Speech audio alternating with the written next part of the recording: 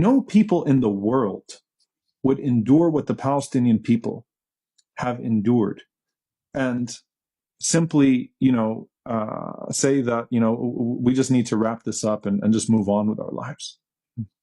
Be what Rasulullah said, that Muslims, the believers, are one body. When one part hurts, the entire body responds by staying up at night and responding with fever.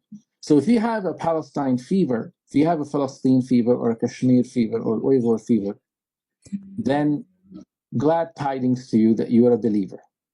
And if you are saying, sitting in your chair and saying, Palestine is not our burden, you got to check yourself. Because somehow you don't figure in the equation. من لم يهتم بأمر المسلمين فليس منهم, as the hadith attributed to Rasulullah, whoever doesn't care about the affairs of Muslims is not one of them. It's the truth, even though its attribution to the Prophet is considered weak.